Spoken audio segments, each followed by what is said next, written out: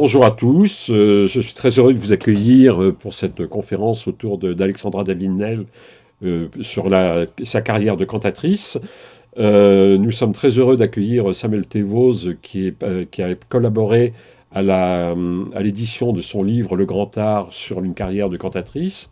Donc Samuel Tevos sera assisté de Jeanne Mascolo de Filippi, qui a elle-même édité un livre sur la vie d'Alexandra David-Néel et fait un film également sur sa carrière. Euh, Nous n'avons bien évidemment sur le plan lyrique aucun enregistrement d'Alexandra David-Néel, mais j'ai trouvé intéressant pour un début de séance consacrée à une carrière de cantatrice de vous présenter un des airs que Alexandra David-Néel a chanté, c'est-à-dire le Marguerite de Faust, qui a été chanté par les plus grandes cantatrices, y compris Bianca Cassafiore dans le Tintin et Milou. Et j'ai choisi parmi les nombreuses versions en ma possession, cette version de René Doria que nous allons écouter. Et je vous dirai après pourquoi j'ai sélectionné cette version. N'y pensons plus, cher Valentin, si Dieu m'écoute, je te reverrai. Me voilà toute seule. Un bouquet, c'est de si belle, sans doute, pauvre garçon.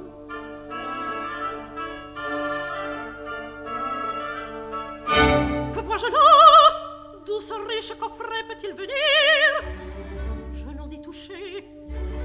Et pourtant, voici la clé. Je crois, si je l'ouvrais, ma main tremble. Pourquoi? Je ne fais en l'ouvrant rien de mal, je suppose.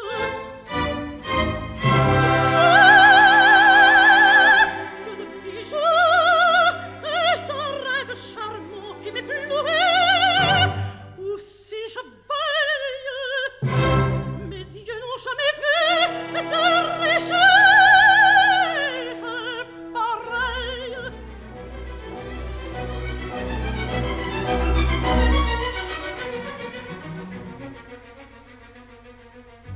Si j'osais seulement me parer un moment de ces pendants d'oreilles. Voici justement au fond de la cassette un miroir. Comment n'être pas coquette? Comment n'être pas coquette?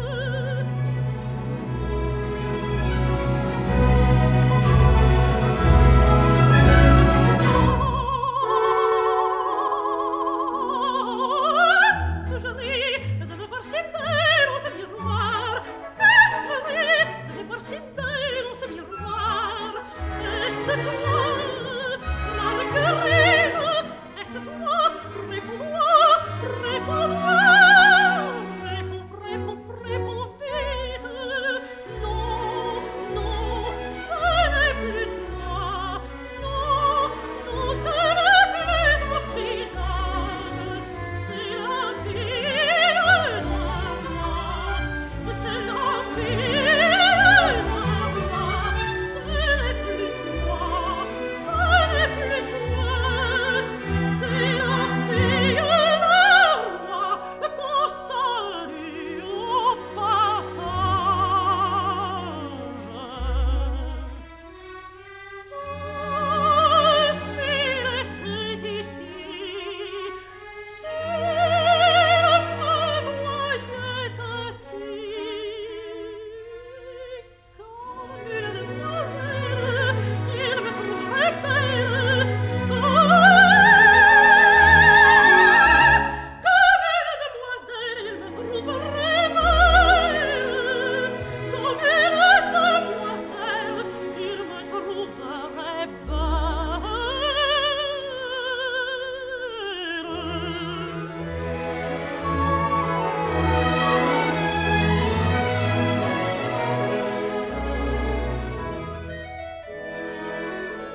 Achevons la métamorphose.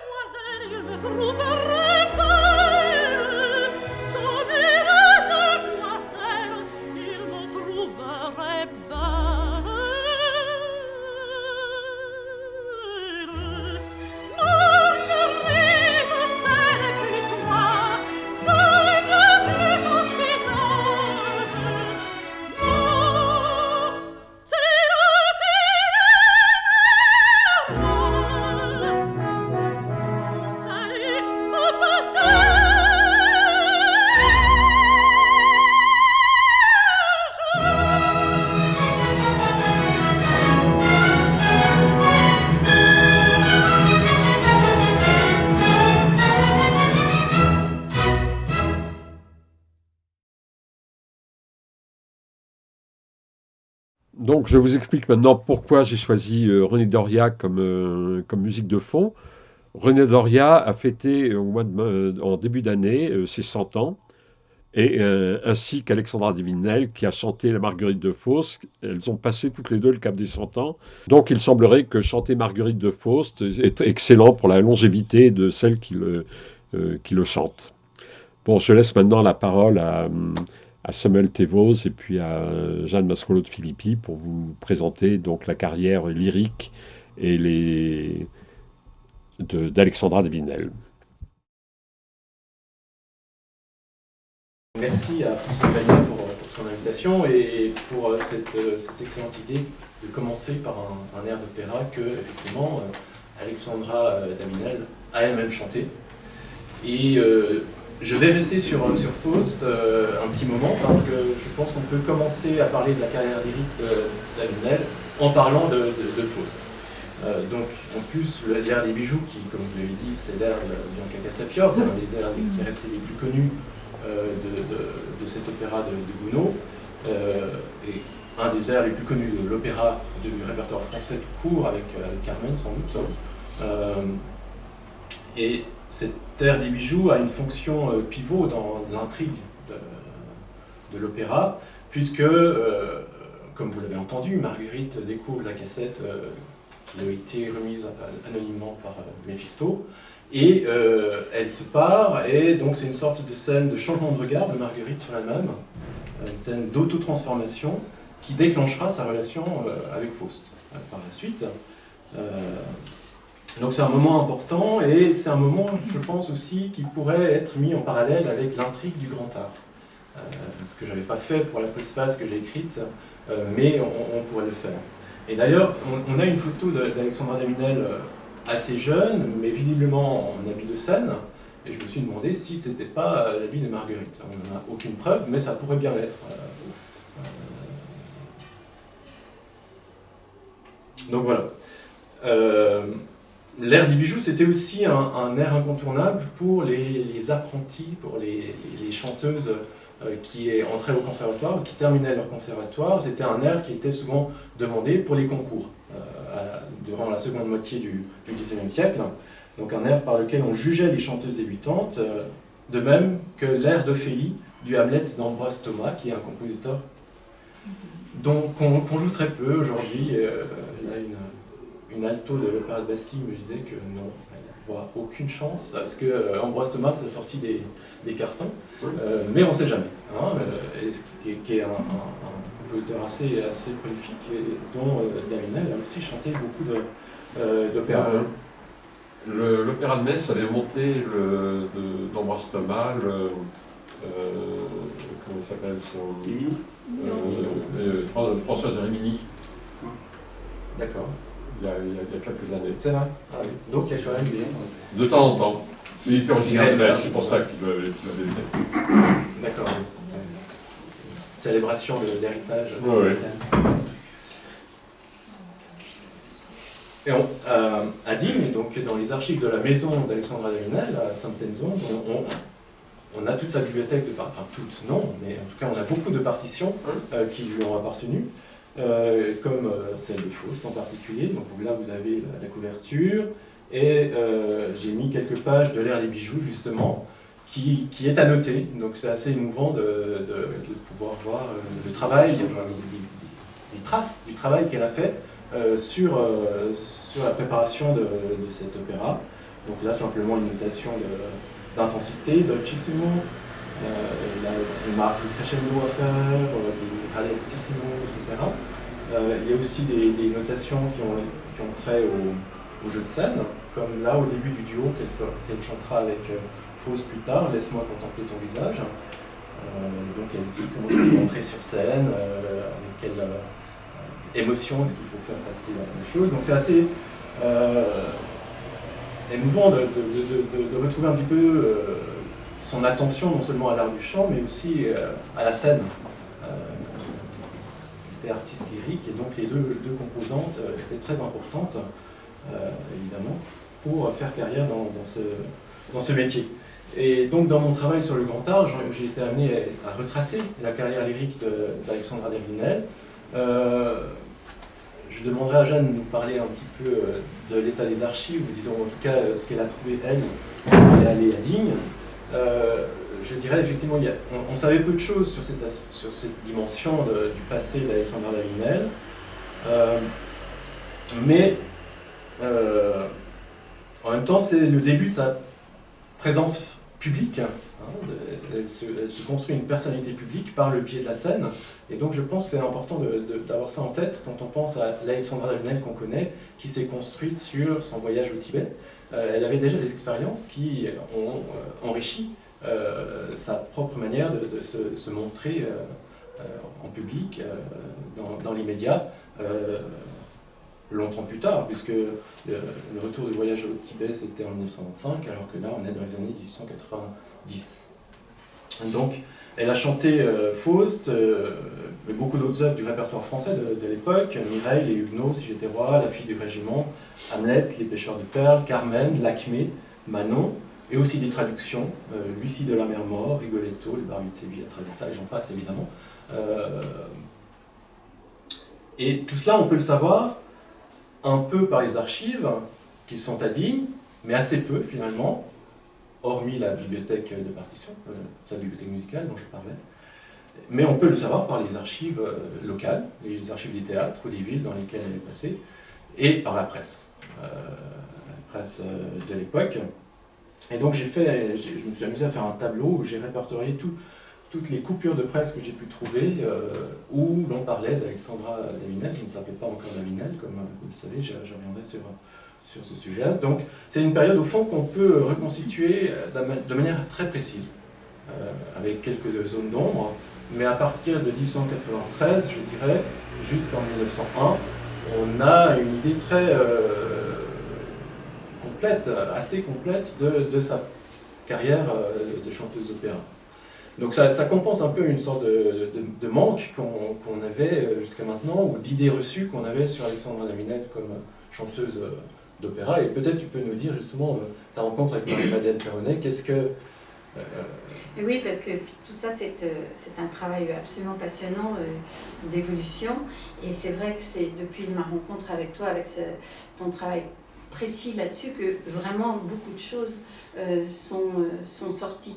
Car à l'époque où moi je travaille sur Alexandra Davinel, on est en 1987, je viens de rencontrer Marie-Madeleine qui était à la maison, à Alexandra Davinel, qui s'appelle à l'époque une fondation, et je travaille sur un gros travail de recherche pour une expédition, et elle commence à nous ouvrir les archives, mais Marie-Madeleine venait déjà de terminer un travail monumental qui était, depuis la mort d'Alexandra, de retaper à la machine, après avoir appris, parce qu'elle ne le savait pas, l'immense correspondance entre elle et son mari, ce qui donnera aujourd'hui l'ouvrage que l'on connaît et qui est le seul qui nous permette à ce point de comprendre et leur relation et le caractère d'Alexandra, parce que ça nous révèle plus de 40 ans d'échanges épistolaires.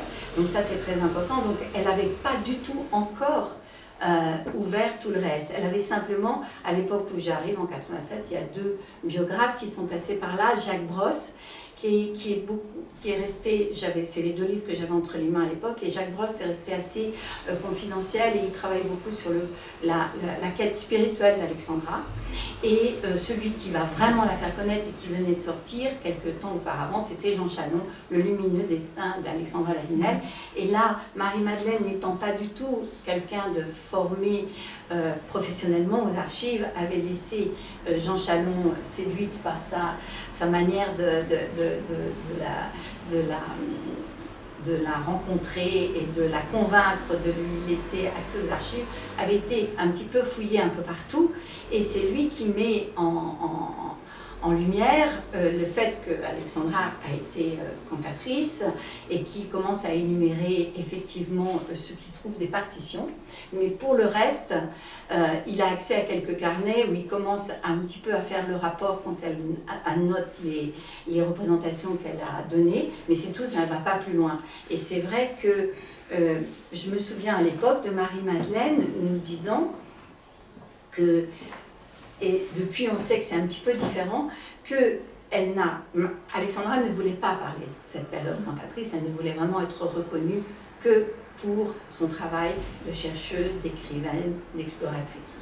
Et donc, elle a, et ça c'est vrai, j'en suis presque convaincue, elle n'a jamais parlé de cette période de sa vie à Alexandra, à Marie-Madeleine, pardon, faisant allusion une ou deux fois en lui disant « Ah, si tu savais, ma petite, j'ai eu moi aussi une voix d'opéra » ou une fois Marie-Madeleine lui disant « Ah, mais madame, qu'est-ce que vous jouez bien la comédie ?»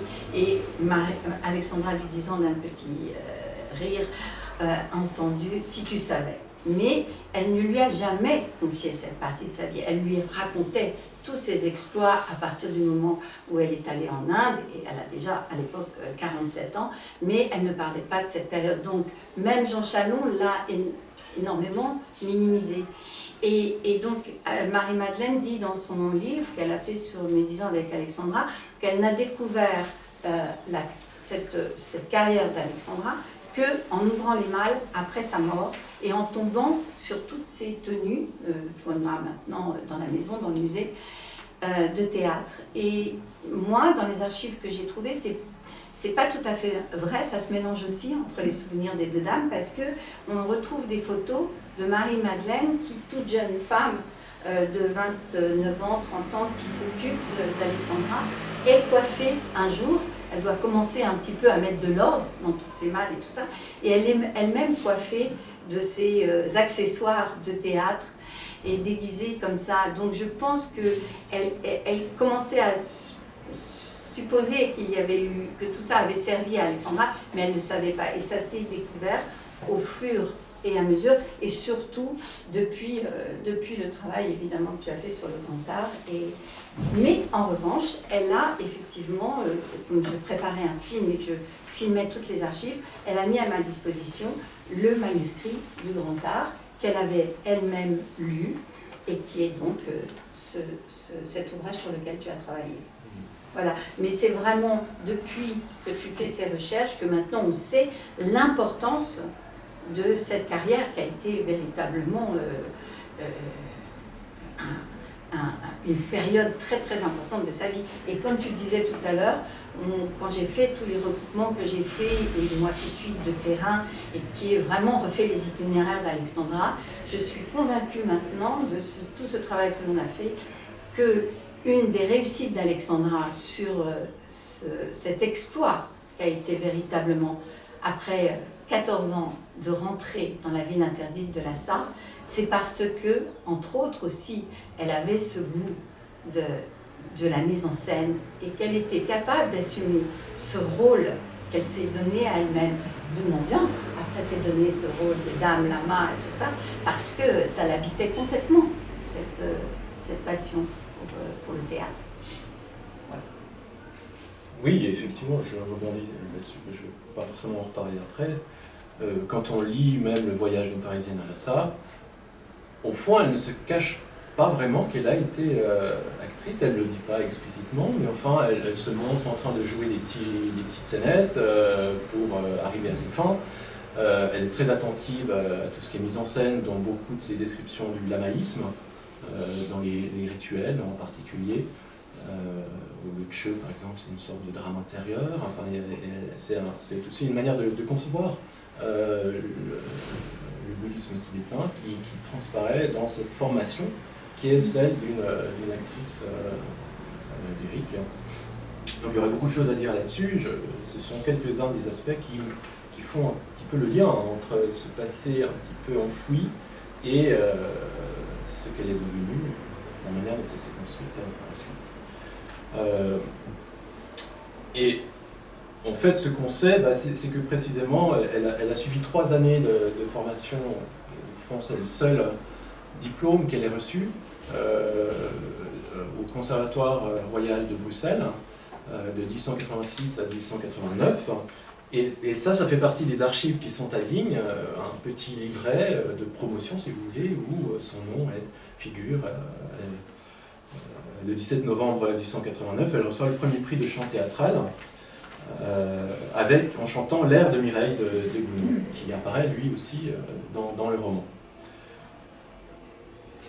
Alors elle a sûrement appris l'air des bijoux et peut-être plus de l'opéra de Gounod au conservatoire, mais la première le premier signe qu'on a qu'elle l'a chanté sur scène, c'est une soirée de charité qui a eu lieu à Fourmies en 1893. Donc là, vous avez une coupure de journal sur la gauche.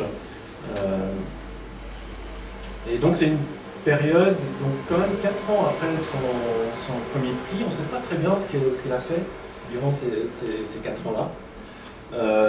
C'est plutôt à partir de 93 qu'on commence à savoir ce qu'elle a fait. Donc là, c'est une période où elle n'est pas encore actrice lyrique au sens propre. Elle fait des concerts, elle donne des concerts ici et là de manière très sporadique. Elle se présente sous différents noms. Elle se présente aussi comme actrice, comme chanteuse des concerts de Paris. J'ai pas réussi vraiment à trouver des pistes pour explorer cette dimension-là, mais enfin, elle joue déjà beaucoup sur son image, sur son nom, sur sa personnalité publique. C'est les premières choses qu'on peut dire sur cette période-là, je dirais. Mais dès 93, c'est aussi la période où elle revient, on pense de Londres, où elle dit dans un journal qu'elle a chanté, à Covent Garden. Je n'ai pas trouvé de traces tangibles, mais enfin elle le dit. J'ai aussi pensé qu'elle avait rejoint la convention de la Société théosophique qui s'y tenait, la convention annuelle qui s'y tenait, et où beaucoup de représentants de la Société théosophique étaient aussi présents, qui auront un rôle très important dans sa trajectoire par la suite. Et c'est en tout cas à Londres, elle séjourne à la Société théosophique en 92, qu'elle obtient son premier diplôme de théosophe. Elle revient à Paris et en 93, elle s'installe 30 boulevard Saint-Michel dans les locaux de la Société de théosophie. Donc on voit, et on a aussi des lettres d'autres membres de théosophie qui disent que voilà, Madame Alexandra David est partie en tournée. Elle a eu un engagement de dernière minute. Et cet engagement, c'est justement un remplacement qu'elle a dû faire à Rouen. Et là, j'ai retrouvé un petit peu l'événement. C'est une sorte de revue. C'est une revue. Elle a dû remplacer un petit peu au pied levé la chanteuse, actrice qui jouait le rôle de Jeanne d'Arc dans cette revue. Et c'est intéressant parce que on voit une appréciation dans la presse rouennaise. Et surtout, cet épisode est transposé dans le grand art, dans le roman qu'elle publiera. Enfin, qu'elle ne publiera pas, mais qu'elle écrira en 1901-1902, où elle écrit une scène drôle à lire, de l'actrice qui joue Jeanne d'Arc, qui, en essayant de mettre son costume en vitesse, finit par le perdre sur scène. Et évidemment, cette scène est racontée à la troisième personne, elle le voit.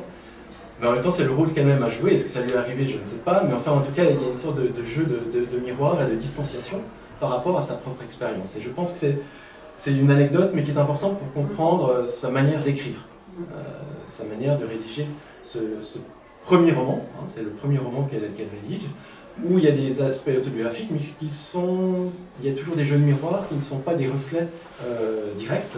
C'est des reflets complexes, je pense. Il faut s'en rappeler quand on aborde ce livre.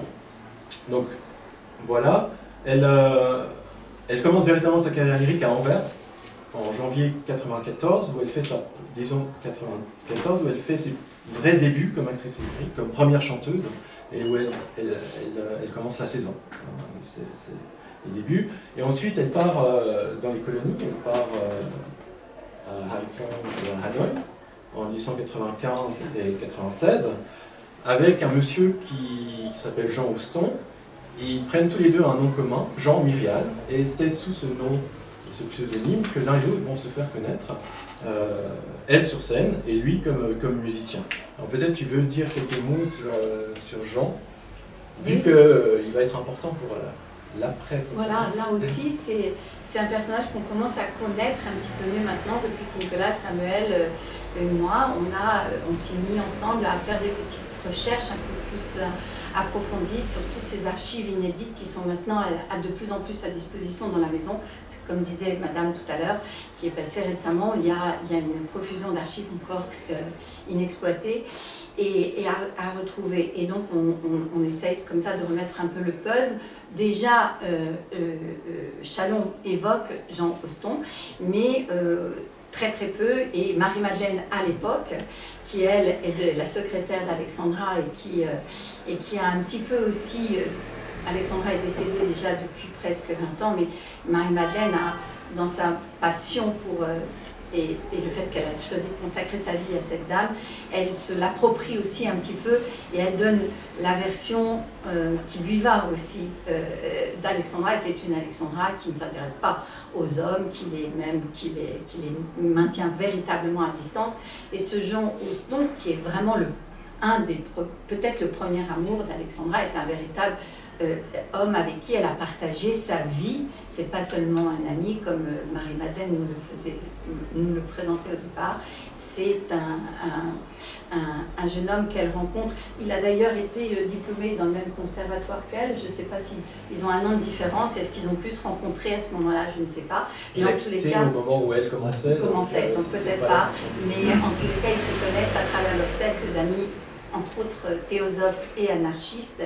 Et maintenant, on sait, les différentes biographies avaient véhiculé le fait que Élisée Reclus, qui va être une personne tellement importante pour Alexandra, était un vieil ami de la famille David et qu'ils s'étaient retrouvés à Bruxelles ensemble, ce qui est visiblement pas du tout le cas, mais c'est Jean Hoston lui-même qui a présenté Alexandra à Élisée Reclus, et ils sont devenus très vite des compagnons inséparables de remise en question de la société, et ils sont restés ensemble pendant plusieurs années, s'installant même après cette tournée dont tu parles de presque un an, s'arrêtant en Inde au retour pour, je suppose, vu l'endroit où on a retrouvé cette note d'hôtel à l'heure de nom dans un petit carton aussi pareil des archives.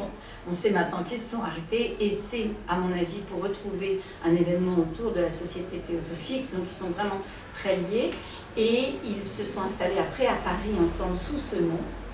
Et dans tous les échanges, tous les courriers que l'on a et les correspondances, les parents d'Alexandra, mais les amis aussi d'Alexandra, entre autres sa grande amie Margot, terminent toujours les lettres par nos amitiés à Jean. Comment va Jean? Où est Jean? Tu n'es pas partie là avec Jean, tu es toute seule. Où est Jean?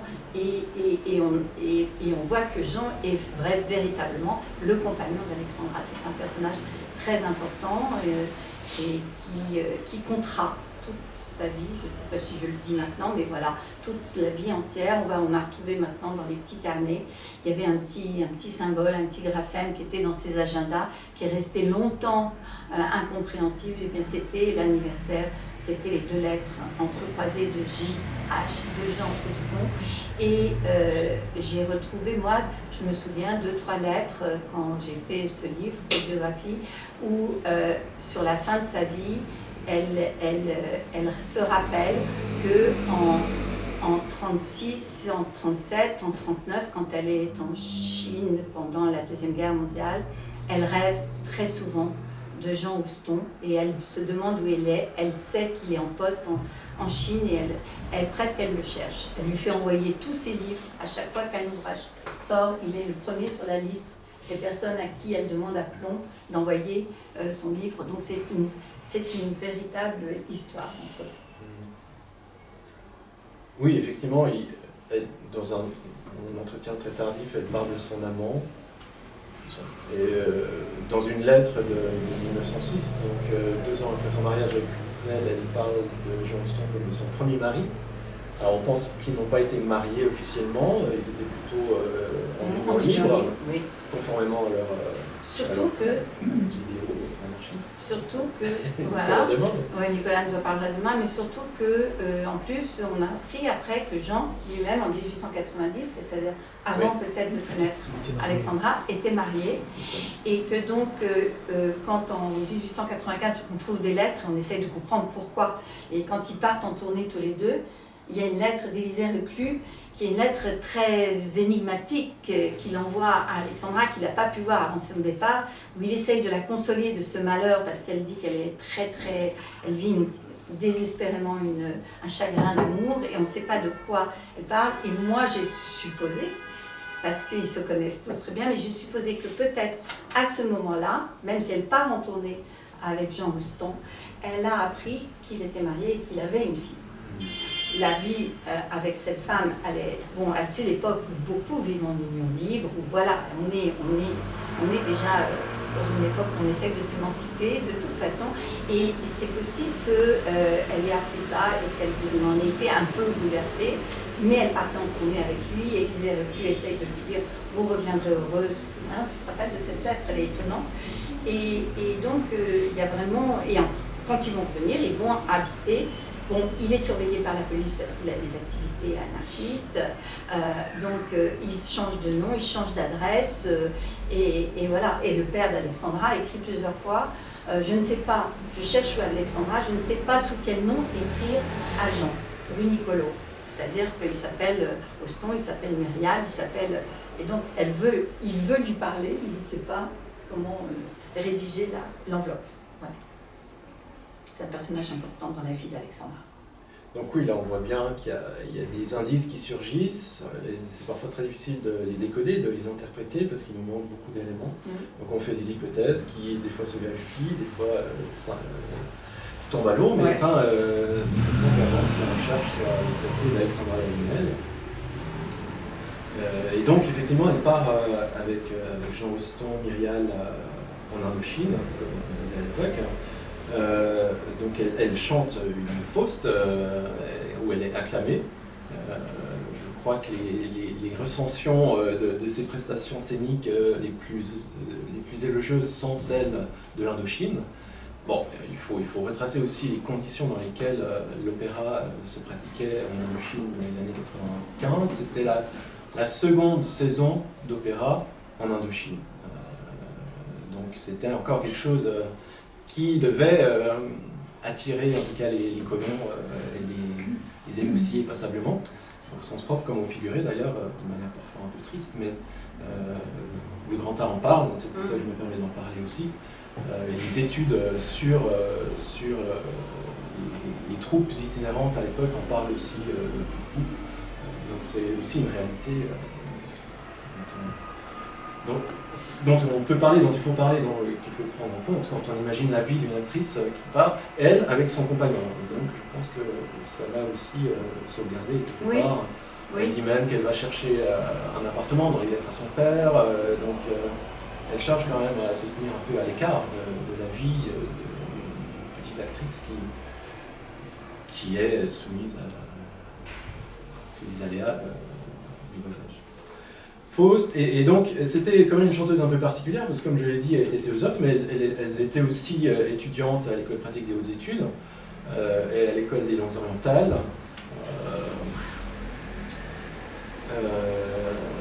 Et donc elle joue sur ce profil de chanteuse orientaliste. Elle n'avait pas encore beaucoup de connaissances, et elle n'avait pas encore acquis beaucoup de bouteilles en termes d'orientalisme, mais enfin elle joue déjà là-dessus, et on voit dans les photos qui ont été prises en studio en Indochine du rôle de l'Acmé. Je crois que c'est à ce costume que tu faisais allusion en parlant de Marie-Madeleine tout à l'heure, parce qu'effectivement on a beaucoup d'éléments du costume à Digne. Je ne sais pas s'il est exposé maintenant, en tout cas il était pendant les engagements, il est encore. Oui, il l'est. Donc c'est d'ailleurs un des costumes les mieux conservés et les plus éclatants de sa collection. Et donc elle se met en scène, on voit là, il y a même une photo que j'ai retrouvée dans le courrier d'iPhone, une posture comme ça très hiératique, qui est intéressante.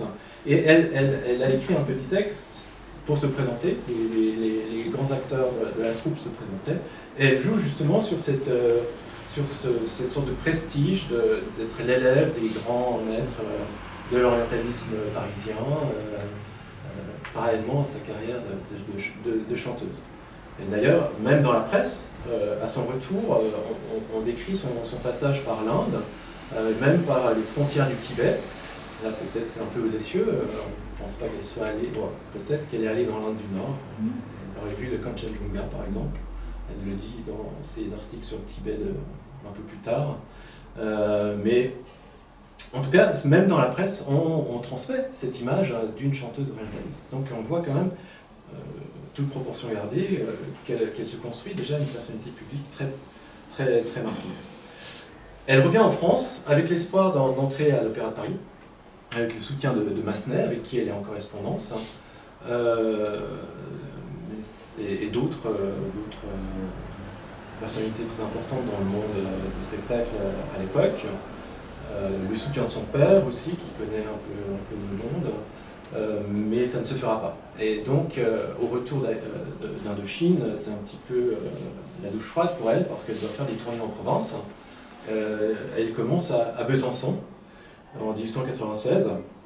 C'est certainement une période de désillusion pour elle. Et cela explique probablement pourquoi est-ce que Besançon est le point d'ancrage du grand art, du roman qu'elle va écrire. Le roman commence là,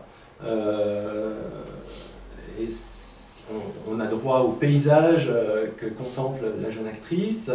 Il y a tout un décor comme ça qui est très important dans le roman, et qui sans doute renvoie à cette douche froide qu'elle a vécue en revenant en France, au sens propre et littéraire et figuré, évidemment, en revenant en Asie. Et donc, on comprend peut-être par là que cette actrice dans la dèche, c'est comme ça que Cécile Reynaud, le personnage principal du grand art, parle d'elle-même. Elle va raconter toutes ses mésaventures pendant les 2 tiers du roman. En faisant voir, si vous voulez, le monde du spectacle par les coulisses, en renversant un petit peu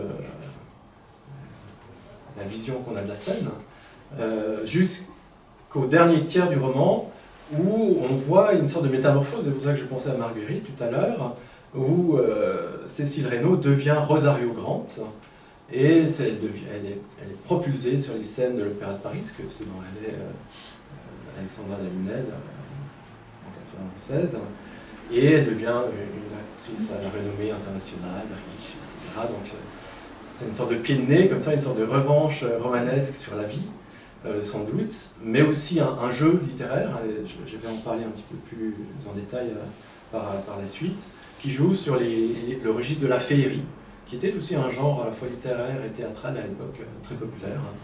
Donc on voit aussi ce lien qu'il y a entre le roman et le monde du théâtre, qui n'est pas seulement représenter la vie d'une actrice à l'époque, mais aussi jouer sur les codes esthétiques et théâtraux, dramaturgiques du temps. Donc voilà, là on a quelques recensions justement, où on parle d'Alexandra, de Madame Myrial, comment est-ce qu'elle était sur scène. Là par exemple à Besançon, elle était relativement bien accueillie, une voix qui atteint avec la plus grande facilité les notes élevées d'un timbre cristallin. Si elle pouvait se débarrasser de certains chevautements sensibles, surtout dans les récitatifs, ce serait une cantatrice qui tiendrait avec honneur l'emploi sur les grandes scènes de Provence. Quoique jeune, elle paraît avoir un certain talent de comédienne qui se développera encore. Donc on a là un premier retour, moins élogieux que ce qu'on peut lire dans la presse tonkinoise, mais qui la présente comme une chanteuse prometteuse. Donc on peut suivre là aussi un petit peu l'évolution de son appréciation par la presse, par la critique théâtrale, à Liège en 1896, à Gand en 1897, à Poitiers en 1898, à Nîmes en 1998 et à Toulon en 1999, où elle chante toujours, à chaque fois, donc toutes ces villes que j'ai nommées, elle chante Faust, qui est donc un rôle phare pour le lancement de sa carrière. Et dans le grand art, elle l'évoque assez peu. Elle évoque Rose Caron dans le rôle de Marguerite. Rose Caron, qui était visiblement un modèle important pour elle, qu'elle a certainement vu à Bruxelles, peut-être à Paris, qui était une des grandes chanteuses du répertoire français à l'époque, et qui sans doute a aussi donné son nom à la métamorphose de Cécile Reynaud, qui devient Rosario Grant. Et dans le grand art, Rose Caron est un des seuls personnages qui fait référence à l'histoire des chanteuses, un vrai nom de chanteuse, c'est un des seuls, avec Chloé d'Avril, qui fait penser à Cléo de Mérode, mais là le nom un peu plus trafiqué. Rose Caron apparaît de manière transparente, et c'est le déclic qui lui révèle le grand art, qui lui révèle l'art de la scène, à la jeune Cécile Reynaud dans le roman. Et donc, cette ère des bijoux aurait pu être une sorte de scène clé du dédoublement de l'actrice dans La Dèche, qui devient une grande actrice dans le roman. Et aurait pu avoir une fonction narrative dans le grand art, implicite peut-être, vu qu'il n'est pas explicite. Davinel elle-même aurait pu faire sien les drames qui déchirent Faust et Marguerite. Et Rosario Grant parle le truchement non pas de Méphisto, mais de cette égérie qui est Chloé d'Avril, rencontre le succès et la beauté, et le richissime Bernheim qui pourrait être le Faust du grand art. Donc on pourrait faire des parallèles entre l'histoire de Marguerite et le grand art, mais comme je l'ai dit, il n'y a que cette seule mention de Rose Caron dans le rôle de Marguerite, et une autre qui a été biffée, je vais vous montrer plus tard le manuscrit, qui fait allusion à l'ère dont je parlais tout à l'heure, « Laisse-moi contempler ton visage », mais c'est un passage qui a été supprimé, dont on a la page rayée, si vous voulez. Et là, l'opéra n'est plus aussi beau que quand il est chanté par Rose Caron. C'est un air qu'elle entend chanter dans la rue depuis sa chambre. Donc l'opéra dévoyé, qui est devenu musique de rue. On entend un orgue de barbarie en fond. Donc ce n'est plus du tout le même univers. C'est là le deuxième sens du grand art qui est galvaudé, qui est décadent dans le roman. Alors, Faust n'apparaît qu'en filigrane, je dirais, tandis que le grand rôle, qui est très important dans le grand art, c'est Thaïs. On avait parlé, dans un premier échange, de faire écouter Thaïs, qui se serait aussi justifié par rapport au grand art, parce que là, Thaïs est très important dans le roman. Je vais aller assez rapidement là-dessus, mais ça montre aussi en quoi est-ce que les pièces d'opéra de l'époque nourrissent le roman et informent le personnage qu'elle construit, crée des échos entre la trajectoire de Thaïs, cette courtisane qui se fait renonçante, avec Cécile Reynaud, qui devient Rosario Grant, et qui suit une trajectoire à l'envers, si on veut, mais en même temps, cela fait écho à la propre, au propre déchirement intérieur de Davinel. Quand on lit ce qui a été publié sous le nom de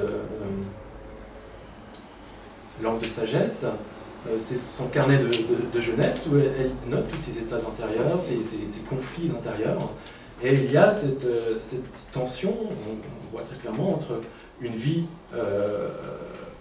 dans un monde ouvert et une vie repliée sur soi, une vie de renoncement, une aspiration au retrait. Et donc Thaïs, à mon avis, a joué un rôle profond sur la conception que Davinel avait elle-même de l'existence et ses propres déchirements. Et là, il y a deux photos dans les archives. Une, on sait qu'elle a été prise à Toulon en 1898. Et à Toulon, elle aurait dû chanter Thaïs, et elle s'y est préparée, mais elle ne va pas le chanter.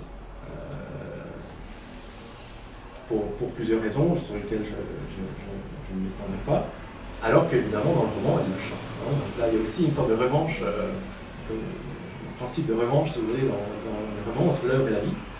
Et une autre photo dans les archives où on a Alexandra Davinel dans cet appartement dont je parlais tout à l'heure, rue Nicolo Verrier, oui, à Passy, donc l'appartement qu'elle a pris avec Jean Houston, où là elle se montre avec un ami d'Agnorail japonais qui lui a été ramené, on pense, par un de ses amis théosophes et collègue à l'école politique des études, un takemono, enfin toute une scène, une mise en scène dans son propre intérieur avec cette robe très sobre, même de monial, Est-ce que c'était justement à gauche son habit de Thaïs courtisane et à droite son habit de Thaïs renonçante? C'est l'hypothèse que j'ai faite sans avoir aucune preuve. Donc voilà, il continue sa carrière. Besançon, elle retourne en 99, Saint-Quentin aussi, à Bayonne en 1900, à Biarritz en 1900, et enfin à Tunis. C'est là qu'elle va finir sa carrière. Vous voyez qu'elle n'est plus Mademoiselle David, elle n'est plus Madame Myrial, elle est Mademoiselle Myrial David. Donc, combine son vrai nom et son pseudonyme. Et donc elle arrête le chant et elle se consacre à l'écriture. Elle écrit dans la foulée de son retrait de la scène, elle écrit le grand art. C'est son premier grand écrit d'importance. Là, vous la voyez à son bureau à Tunis, entourée d'objets japonais et chinois principalement. Alors là, je voulais te laisser la parole sur la question du manuscrit. Je ne sais pas si tu veux en parler un peu. J'ai pas trop de choses à en dire, si ce n'est que quand moi je l'ai découvert en 87, Marie-Madeleine m'a effectivement laissé l'autorisation de le filmer. Je l'ai à l'époque. Il est dans ton film, oui. Oui, il est dans mon film, mais juste la couverture parce que à l'époque il n'était pas retranscrit et donc les pages étaient évidemment dans un état tout à fait abîmé et donc il fallait surtout pas mais j'ai pu quand même apercevoir quelques extraits et j'étais impressionnée par effectivement la différence entre toutes les œuvres qui étaient déjà publiées et ce journal qui, par la suite, quand j'ai essayé de le retransposer dans l'époque, m'a fait penser, mais je crois que tu vas en parler peut-être, à quelque chose qui paraît juste en même temps. Et j'avais appris dans la chronologie qu'elle l'avait peut-être rencontré dans les salons littéraires de Paris, mais en tous les cas qu'elle avait un intérêt majeur pour cet auteur, Octave Mirbeau, qui publie Journal d'une femme de chambre. Et là, le titre ou le sous-titre, c'était Journal d'une actrice, et je trouvais qu'il y avait des ressemblances dans la volonté de retranscrire une époque, une atmosphère, les difficultés d'une misère sociale, et qu'on sentait bien que ce qu'elle écrivait, elle l'avait vécu. Bon, alors juste, moi ce que je peux dire, c'est que je sais que elle a essayé, elle a été tellement déçue de ne pas, elle a essayé à plusieurs reprises de faire publier sans y arriver. Et pour l'anecdote, quand j'en ai parlé plus récemment avec Marie-Madeleine, surtout quand on a su qu'il allait être enfin édité, Marie-Madeleine m'a dit il y a peu de temps qu'elle aurait elle-même essayé dans les années 75, quand elle a commencé à retranscrire tout ce qu'elle trouvait dans les archives, elle l'aurait proposé, je ne sais pas, hein, je parle au conditionnel, parce que je ne suis pas sûre qu'elle était convaincue elle-même, elle n'avait pas très envie de rattacher, je pense, Alexandra à cette œuvre-là, à son œuvre plus connue, et elle l'avait proposé à Plon, qui l'aurait dissuadé de le publier, puisque Plon était vraiment l'éditeur de tous les ouvrages d'Alexandra, en disant que ça aurait plutôt discrédité l'image de l'orientaliste, exploratrice, et que c'était malvenu que d'éditer. Donc elle aurait essayé en 75, voilà. Donc à deux reprises, longtemps après, ce livre restait dans les archives, jusqu'à ce que tu arrives. Oui, c'est vrai que c'est un peu une rencontre un petit peu de bonne fortune, oui, avec ce texte qui est intéressant, parce qu'il très intéressant. Parle beaucoup. Et Jean Chalon, justement, en parle comme si c'était le calque de son existence, alors que c'est aller un peu vite, hein, de lire les romans. D'ailleurs, l'exemple de Thaïs, Jean Chalon dit qu'elle a chanté Thaïs. De regarder la carrière dans le détail, on voit qu'elle n'a jamais chanté, elle s'y est préparée. Donc il ne faut pas déduire de la trajectoire de Cécile Reynaud la vie d'Alexandra David-Nesle, même si, comme je le disais, il y a des jeux d'écho importants. Mais on a besoin du réel, si vous voulez, ou de traces du réel pour pouvoir comprendre comment est-ce qu'elle a travaillé en écrivant, en romancière. Donc là, je vous montre quelques pages du manuscrit, juste pour montrer aussi ces passages que je dis raturés. Donc elle a dû raccourcir pour plaire aux éditeurs son manuscrit. Et donc elle l'a fait copier par un copiste, c'est pas son écriture, mais les barres, les corrections sont de sa main dans le roman. Donc j'ai transcrit le texte en essayant de respecter justement tous ces changements pour pouvoir comprendre un petit peu comment est-ce qu'elle avait travaillé elle-même son propre texte, parce qu'on n'a pas accès au manuscrit premier. On n'a pas, il l'a sûrement détruit. Et donc, mis à part ces corrections, le seul endroit où on a vraiment quelque chose de sa main, c'est la signature Alexandra Myrial.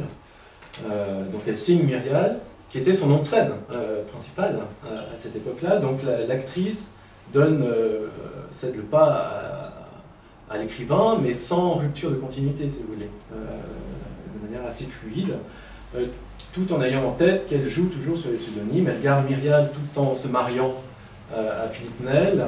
Elle s'appellera Alexandra Nel David, sur une carte d'identité, là, on a la digne.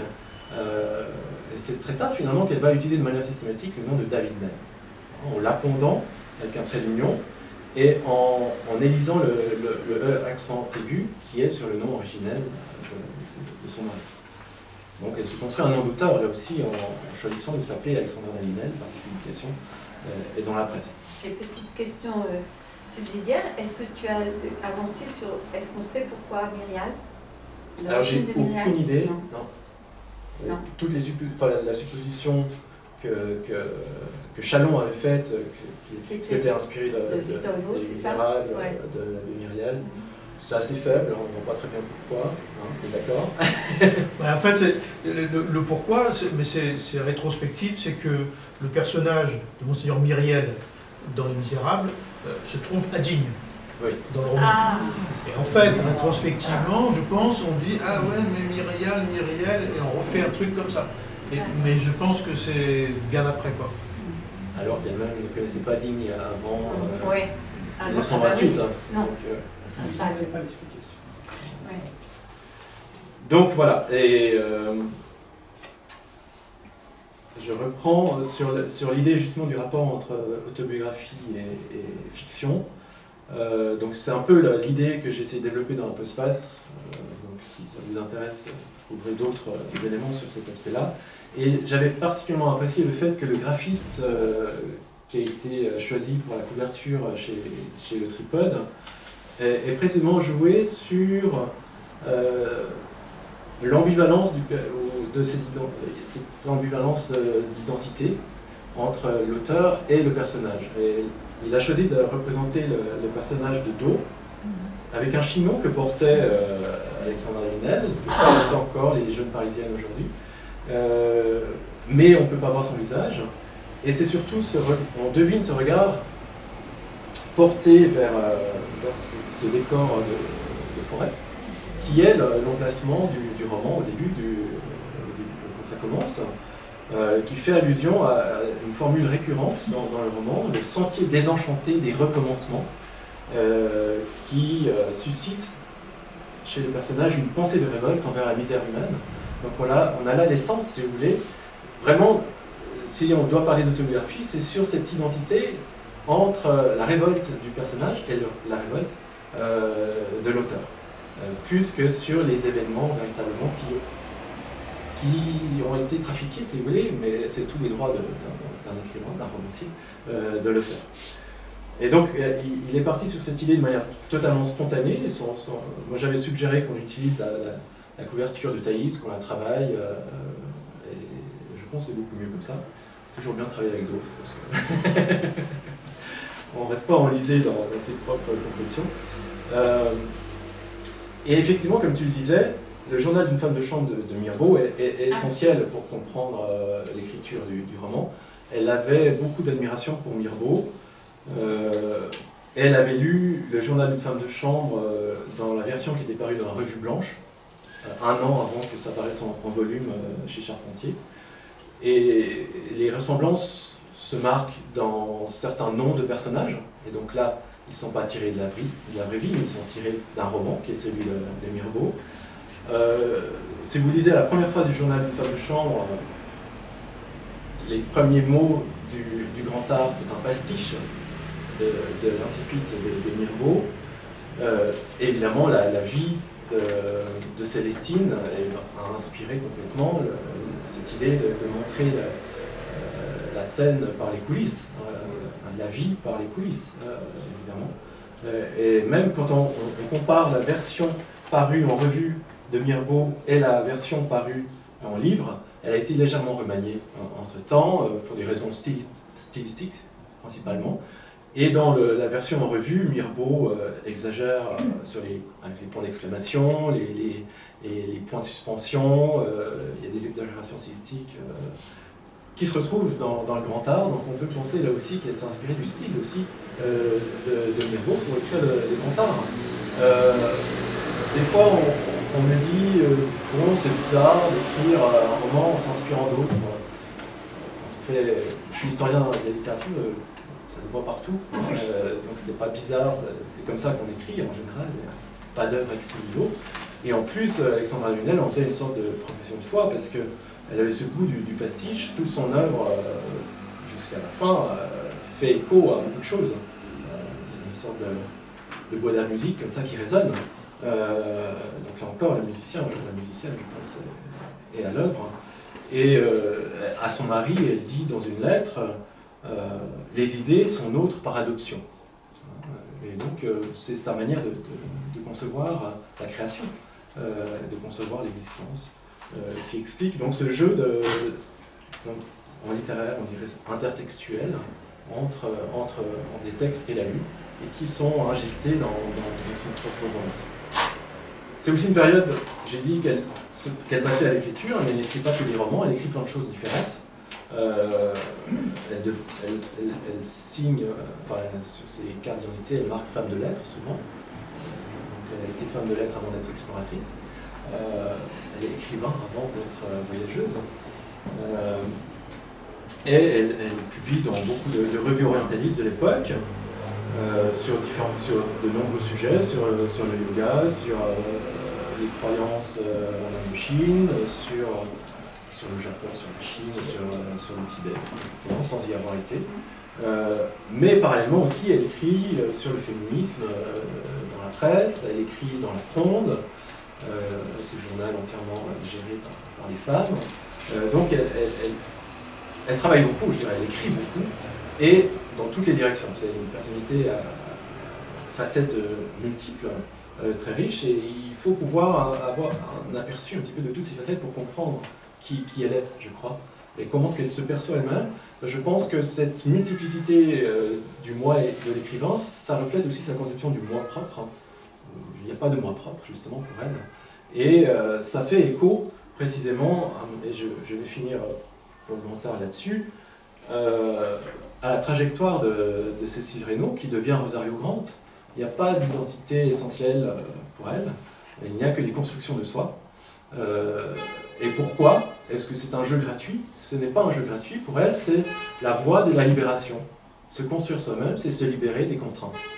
Et dans un article qu'elle fait paraître en 1906, mais qui fait écho à une conférence qu'elle a donnée plusieurs années auparavant, le féminisme rationnel, elle commence par une citation du Kula Varga, et elle approche la question du féminisme, de la situation des femmes, en transposant les 4 vérités nobles du noble du bouddhisme à la situation des femmes modernes. Et donc là, on voit très bien que cette question du moi est très importante pour elle et qu'il s'agit de trouver une voie de libération. Elle s'inspire là de ses propres convictions de bouddhiste qui remontent à ses premières années de théosophe. Et son profil de bouddhiste va évoluer à travers sa propre existence et il va toujours épouser ses convictions, qu'elles soient anarchistes, qu'elles soient féministes, qu'elles soient écrivains, qu'elles soient voyageuse, qu'elle parle des initiations lamaïques, il y a toujours quelque chose qui renvoie à ses propres intérêts et à ses propres convictions. Et je pense que c'est comme ça qu'il faut voir aussi cette fin un petit peu qui peut avoir l'air gratuite dans les romans, féerique, un petit peu. Voilà, on sort du réel, hein, on a l'impression d'une fantaisie, c'est vrai. Et en même temps, elle transpose un schéma qui est celui auquel elle traduit la transformation du soi. Avec humour, parce que Alexandra Davinel a toujours été un écrivain qui manie l'humour dans ses écrits, mais aussi dans ses entretiens, dans ses rapports à autrui. Alors, pour finir, j'en viens Donc je dirais ça, c'est la dimension engagée du roman. Il a l'air de rien, d'ailleurs elle utilise cette expression, il a l'air de rien, mais il cache beaucoup de choses. On pourrait même, oui, et il cache aussi, il y a une dimension initiatique dans cette évolution des conceptions du grand art qui donne le titre au roman, d'un engagement total à une décadence et une méfiance, et ce revirement de dernière minute qui fait du grand art une construction de soi, justement. Et le grand art, le vrai grand art, c'est ça, dans le roman. Alors, il écrit beaucoup, je disais, mais son rapport au monde du théâtre, c'est peut-être un peu distendu, mais il ne s'est pas rompu. Elle fait de la critique théâtrale, précisément. Elle publie dans le Mercure de France des critiques théâtrales de son ami, de représentations de pièces de son amie Lucie de Hermandrus. Et elle finit cette pièce lyrique en un acte, qui est Lydia. Depuis 1997, son père lui demande où on est, il l'appelle une opérette. Alors je ne sais pas si vraiment il parlait de Lydia, ou il avait mal compris, ou c'était une manière de dire un petit opéra simplement. Donc le projet aurait pu naître dans les années 97. En 1901, elle dit qu'elle doit écrire son roman Le Grand Art, et en même temps elle dit qu'elle doit finir son poème lyrique, donc Lydia, dont... est-ce qu'on sait vraiment quand est-ce qu'elle l'a vraiment fini? En tout cas, c'est en 1905 que Jean Houston le dépose au Théâtre de la Monnaie à Bruxelles, en espérant qu'il soit monté, il ne sera pas, et qu'il publie sa partition. Je crois que c'est en 1906 que la partition sort. Donc voilà, Lydia, en quelque sorte, c'est contemporain du grand art, c'est une autre manière d'approcher les questions que j'ai abordées jusqu'ici.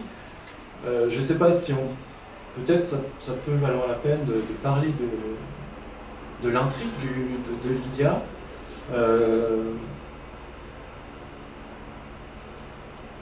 Qui est une sorte de... qui met en scène donc Lydia, et le retour de l'amant attendu, qui s'appelle Guido, ou Guido, dans une Venise au relent shakespearien, revisité par la dramaturgie de Maeterlinck, qui a un déco entre les grands classiques et une dramaturgie plus contemporaine, discrète peut-être, mais enfin on voit qu'il y a une conscience, disons, de ce qui se passe sur les scènes de théâtre à l'époque. Et au fond, Lydia exprime ses rêves donc du retour de Guido, dans une langue qui est analogue à celle de Cécile, je cite: « Je ne vois que l'amour dont la magie transfigure toute chose, change la souffrance en délivrance, et l'humble chaumière en palais. » On croirait voir Cécile Reynaud qui devient Rosario Grant. Et là encore, Marguerite, à mon avis, est un écho implicite. Et le retour de Guido arrive, mais arrive comme une fatalité, comme un dénouement tragique, car ça met fin à leur relation.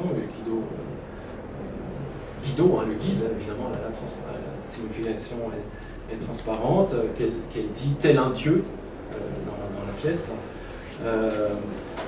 qui devait lui apporter le bonheur et le salut. Donc là, on voit encore ce schéma de délivrance qui est à l'œuvre dans cette pièce en un acte, et qui devient une sorte de pièce burlesque à la fin.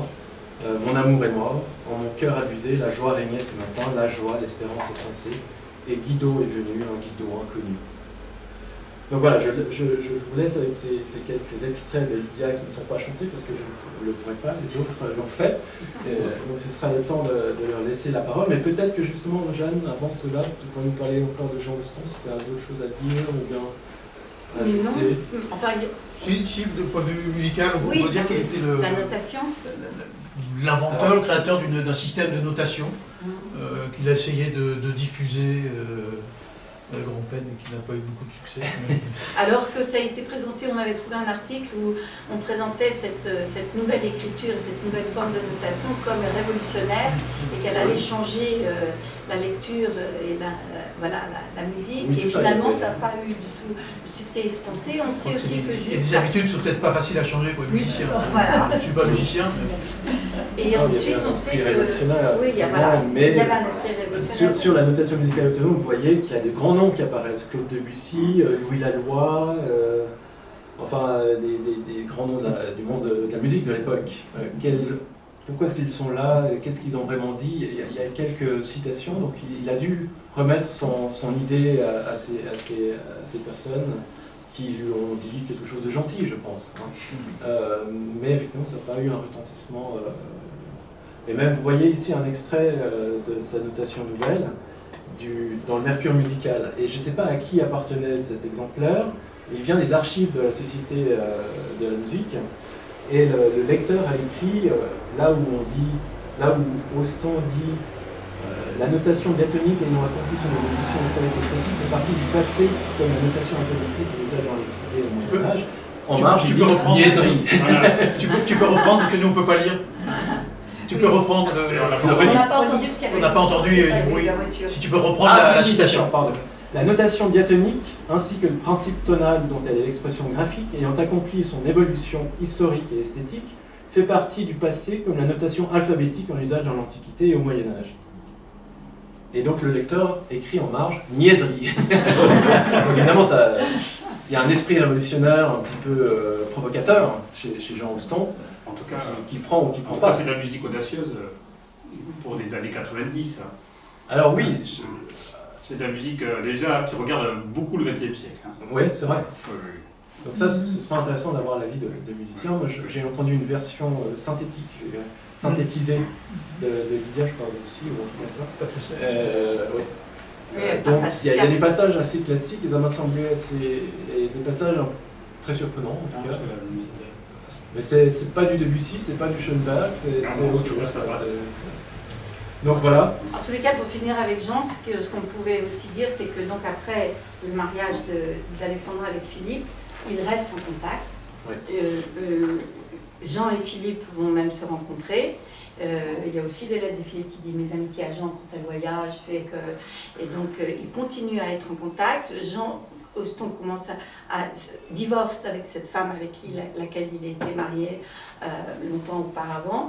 Il repart en Russie, il repart en Chine et il va être en 1913 à Pékin pour l'enregistrement, l'exécution pour l'hymne de la République chinoise qu'il écrit, paroles et musique. Et ensuite, on le retrouve normalement fondateur ou directeur du Conservatoire de Nankin, on n'est pas très sûr. Il continue donc à échanger, à se rencontrer. Il intervient dans quelques conférences à Bruxelles et on suppose qu'il serait mort sous les bombardements en Chine. Et au moment où Alexandra est elle aussi là-bas, peut-être chacun à des milliers de kilomètres de distance, chacun à côté du Yangtze, mais en tous les cas ils sont ensemble sous ce ciel de Chine et donc elle va apprendre la mort de Philippe et c'est bien plus tard qu'elle apprendra celle de Jean. Et ce que j'ai appris comme anecdote par Patricia, qui était une des archivistes de la maison Alexandra Davinel, c'est qu'à un moment donné dans ses recherches, elle a, je ne sais plus si c'est rencontré ou trouvé une lettre, un courrier d'une descendance de Jean Auston qui avait mélangé un petit peu tout dans leurs souvenirs de leur oncle ou ancêtre et qui pensait que quand Alexandra Davinel arrive à Lhassa en 1924, accompagnée de la Maillondaine, ils pensaient que c'était de leur ancêtre Jean Auston. C'est-à-dire qu'ils avaient été véhiculés dans la famille d'Auston le souvenir qu'ils étaient restés si unis qu'en Chine se voyant, c'était même lui qui aurait pu vivre avec elle l'exploit de Lhassa. Pour dire que Jean devait avoir très très peu de contact avec sa propre famille, sa fille, qu'il avait eu, et ainsi de suite, puisque Patricia disait qu'elle avait eu beaucoup de mal à retrouver quoi que ce soit d'autre. Voilà. Donc, à un moment donné, a été associé Auston à l'exploit de Lhassa. Voilà. Nous allons entrer dans Lhassa. Voilà. Place. Oui, Non, pardon. j'ai oublié de parler pour finir. Donc là, vous avez des images d'Alexandra Davinel qui écrit ou qui joue de la musique. Donc ces deux aspects se font écho là. Bon, ça a pu à Tunis, mais par la suite de manière un peu différente, mais ça va continuer. Hein. On a aussi des notes du Tibet où elle écrit, elle trace les lignes, les portées. et elle écrit les chants qu'elle entend, les chants tibétains, etc. Elle a une oreille musicale, et c'est quelque chose qui mérite d'être souligné quand on la lit, je crois, parce que c'est un aspect important, même si effectivement elle ne met pas spécialement en avant le fait qu'elle ait elle-même été musicienne. Et oui, pour finir, tu as dit que Marie-Madeleine avait essayé de faire publier le manuscrit. Davinel elle-même a essayé de faire publier en 1902 et 1903 chez Pascal. Elle dépose chez plusieurs éditeurs. Elle a des soutiens d'écrivains prestigieux comme Laurent Payade par exemple, mais on a peut-être oublié, enfin, qui était important à l'époque dans les cercles symbolistes. Donc c'était un petit peu les gens qu'elle fréquentait, hein, les gens d'avant-garde à l'époque, qui étaient en contact. Et quand elle revient de Lhasa, elle écrit coup sur coup Le voyage d'une Parisienne à Lhasa, Mystères et magiciens du Tibet, Mystiques et... Pardon, Non, en 1929, 27 pour le voyage et 29 pour Mystiques et magiciens. Et justement, à ce moment-là, bon, elle se dit, bon, j'ai écrit ces 2 bouquins, ça m'a un peu exténué, j'ai peut-être essayé de leur filer le grand art, et donc son mari était encore en Afrique du Nord, donc elle lui demande, envoie-moi les manuscrits que je regarde un petit peu ce que ça donne, je pourrais, parce que l'éditeur, il voulait que ça continue, quoi. Il voyait que ça se vendait, Davinel, ça va vendre, et donc elle s'est dit, bon, je vais pouvoir peut-être les réutiliser. Elle les relit, elle se dit, non, c'est un peu daté, quoi. Elle les relit pas. Simplement, elle se dit, aujourd'hui, il nous faut quelque chose de plus cinématographique. Donc, elle s'est toujours intéressée au cinéma, et puis très tôt, même quand le cinéma était dans ses balbutiements. Donc, elle a des projets de films. Et donc, elle se dit, bon, cette écriture n'est pas assez cinématographique. Elle est trop théâtrale, précisément. Hein, donc là, on joue un petit peu sur les limites des genres. Et elle abandonne le projet de les publier. En même temps, sa carrière lyrique est toujours un petit peu présente, de manière... J'ai parlé un petit peu de quelques dimensions théâtrales de ses romans, mais même dans ses carnets, on voit que jusqu'à la fin de sa vie, le répertoire lyrique qu'elle a pratiqué lui trotte toujours dans la tête. Une des dernières notes qu'elle écrit, elle se rappelle des paroles de Thaïs. Et c'est pas la version d'Anatole France qu'elle possédait aussi en livre, c'est la version de l'opéra qu'elle cite. On peut comparer les deux. Donc c'est toujours là. Et j'ai retrouvé très récemment, c'est pour ça que je finis là-dessus, parce que je suis très content de cette trouvaille, dans un carnet qui est dans les archives à Ding, un carnet de 1938, c'est un carnet vietnamien, alors qu'elle-même est en Chine. Je ne sais pas comment est-ce qu'elle a mis la main sur ce carnet vietnamien 1938, elle l'a peut-être acquis plus tard, on ne sait pas très bien. Et elle écrit en fait ce qui sera ce qui est une ébauche de ce qui sera le sortilège du mystère, qui va paraître dans France-Asie et qui paraîtra plus tard en volume, où elle raconte un petit peu des historiettes sur le monde de l'occultisme qu'elle aurait vu. Et là, on voit très bien qu'elle mélange, là encore, réalité et fiction. Dans ces ébauches, il y a clairement quelqu'un qui est présenté comme quelqu'un de réel dans le sortilège du mystère, qui est dans l'ébauche présenté comme un personnage inventé. Donc, elle joue toujours sur cette criminalité du réel et de la fiction.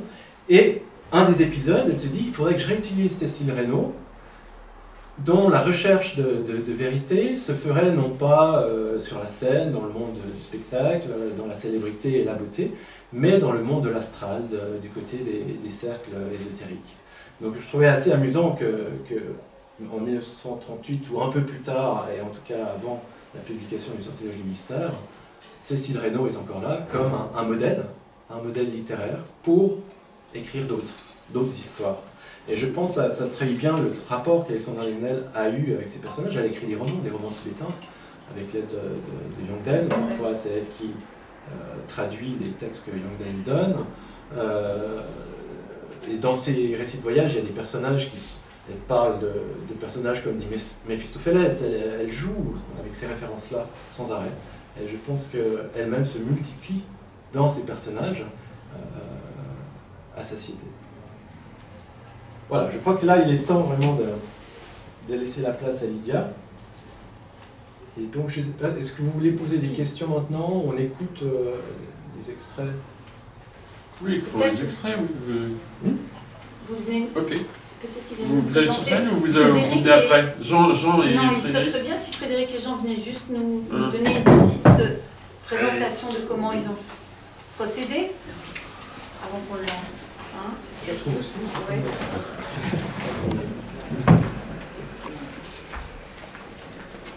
Bonjour. Bonjour. Donc, François me demande depuis longtemps de regarder cette partition qu'il a dans ses greniers depuis longtemps. Et bien aussi atelier avec Frédéric, c'est de la musique difficile. C'est de la musique difficile. Phil Richardson qui nous a accompagnés, qui est lui-même un petit peu compositeur, etc., nous a dit que vraiment il avait beaucoup compliqué les choses. Hein. Il avait envie vraiment de regarder vers le XXe siècle. Le livret est intéressant, je trouve qu'il est très en écho avec le grand art, hein, puisqu'il met en scène une femme qui est obligée de se marier alors qu'elle est amoureuse de fameux Guido. Elle est obligée de se marier puisque Guido part à la guerre trop longtemps. Son père ne peut pas la laisser jeune femme comme ça. Il la marie avec un monsieur qui a l'argent. Et donc elle est en sécurité et évidemment ça va créer des drames puisque Guido, revenant de la guerre, va être très jeune. Donc ça parle aussi de la femme au 19e, hein, c'est une transposition, la femme au 19e, si elle n'avait pas d'argent de famille, elle était obligée d'avoir un protecteur. Hein. Voilà, c'est un découpage que j'ai fait d'un long duo, j'ai fait des coupures vraiment drastiques, parce qu'autrement, ça nous a demandé déjà beaucoup de travail. Hein. C'est une session de travail. C'est une session de travail, c'est vraiment en route, hein, c'est pas ce qu'on pourra faire si on a la chance de le refaire un peu plus de façon structurée. Voilà, c'est une première ébauche, donc je vous en souhaite une très bonne écoute. Merci. Oui. Bien sûr. Il n'est pas au début, il faut le remettre au début.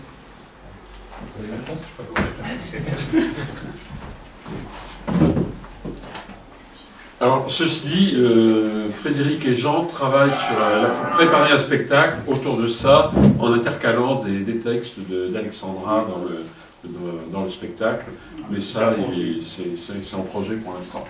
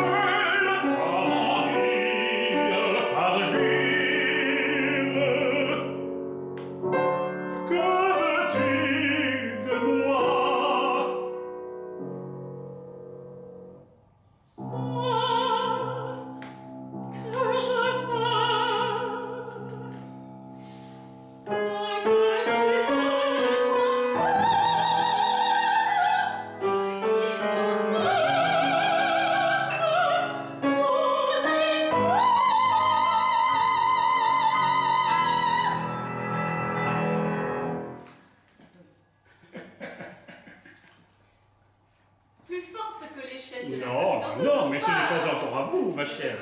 Mais, Attendez, puisqu'on a arrêté, excusez-moi, est-ce qu'on peut repartir à l'EGT? mais bien Parce sûr. que là c'était trop lent et je n'ai pas respiré où il fallait et j'ai. Ah oui, oui, oui. Ouais, page 54. Oui. Tout ce truc, ça peut avancer un peu. Ah ouais, parce que j'étais. Et peut-être on peut repartir, comme il y a un arrêt, Partir à partir ensemble. ensemble. Partir ensemble, oui. Et, bien sûr. en parlant de partir ensemble, Oui. que veux-tu de Partir moi? ensemble. Que veux-tu de moi? Je vais te doubler. D'accord. Comme j'ai fait, regarde. C'est pas ma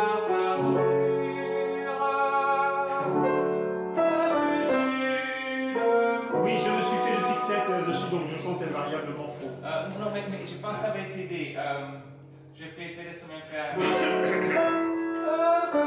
J'avance peut-être un peu le mi, comme ça tu l'avant que tu l'as. D'accord. Ok. Voilà. Super. Ouais. Merci beaucoup. Désolée, mais c'était pas bien. Je souhaite en fait qu'on fasse toute Le 5 à partir de 53. À 53. Oui. Ou alors oui, partirons-nous aussi. Oui, oui. Ouais.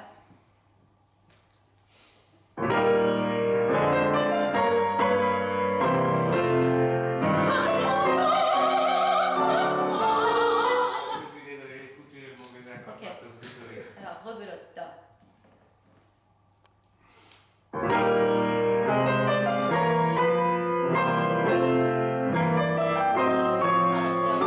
C'est moi qui n'y étais pas. C'est pas grave. Écoutez.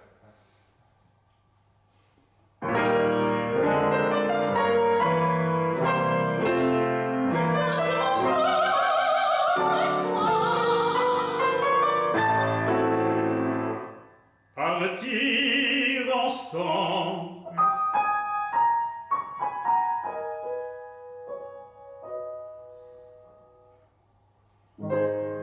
Insensé,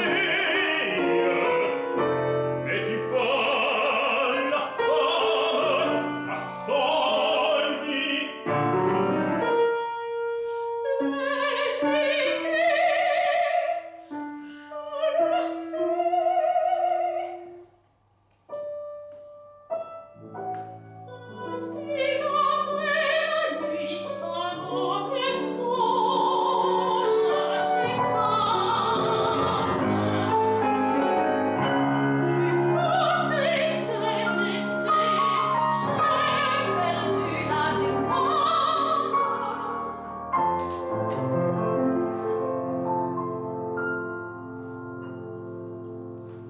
Mon cœur déchiré s'emplit de pitié.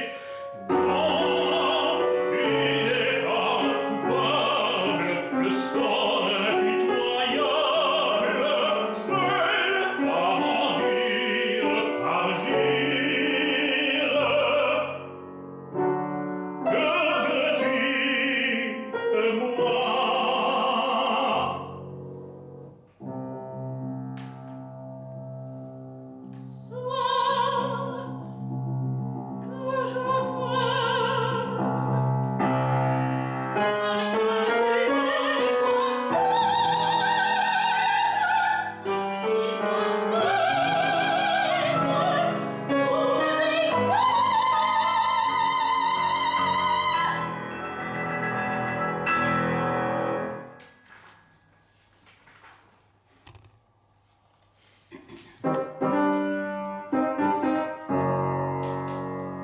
En t'arrachant. C'est pas le mal à bémol, hein, tu as bien d'accord. Non, Ah, et puis c'est pas ta revanche, c'est quand ta oui, rare. mais c'est parce que les chiffres, on va refaire.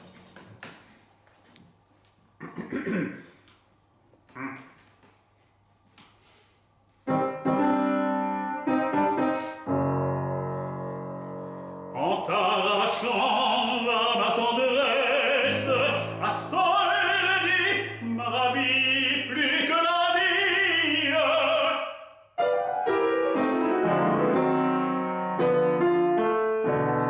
Me voici, je reprends le bien qui m'a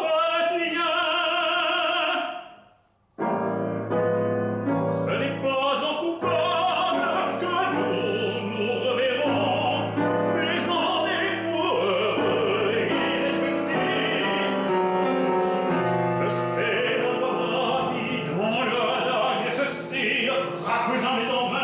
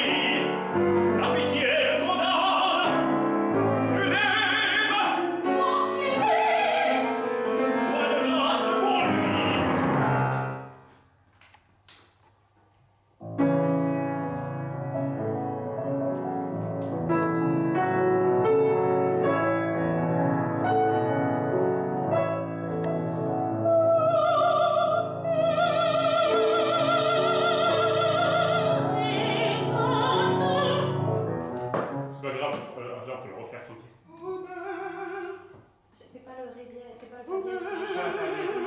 C'est pas vraiment. Mais non, je comprends, j'arrive.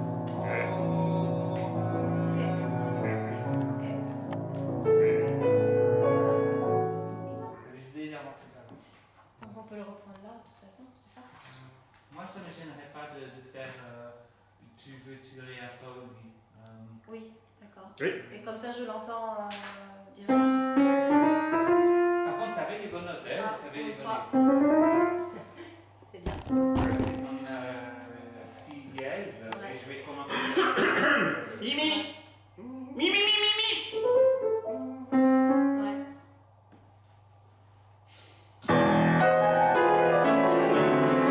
Non, attends, j'ai pas. Ça va. Non, mais j'ai pas la note. Oui, mais t'as avancé. C'était Et parce que quand je ne sais pas la note, je fais n'importe quoi. Quand je ne sais pas si je vais chanter, je mets n'importe où, n'importe quoi. Alors attends, je vais faire ne frappe jamais en vain. Ça change Ouais, rien, ça après change dès que rien. je joue, j'entends, je D'accord, comprends plus ce d'accord. qu'on doit chanter. D'accord. Tu veux tuer. Vas-y.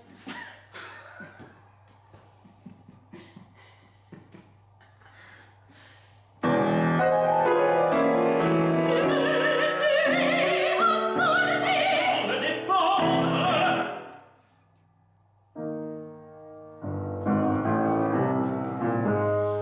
Lorsque vous suivez comme que j'aime, je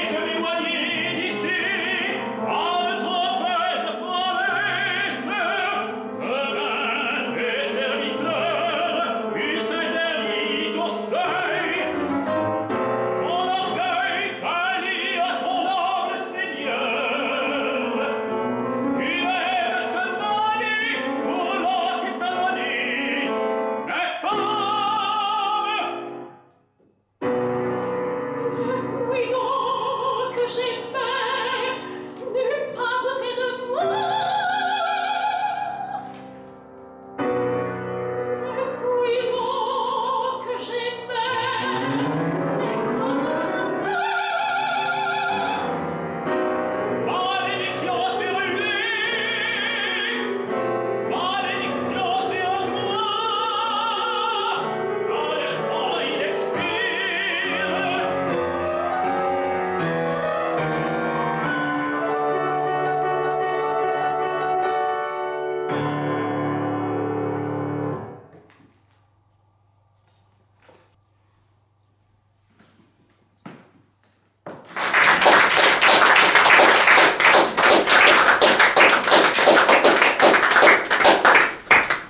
Les images sont d'Adrien Vienne.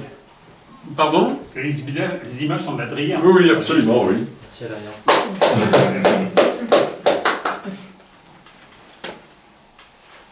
Bien. Des questions?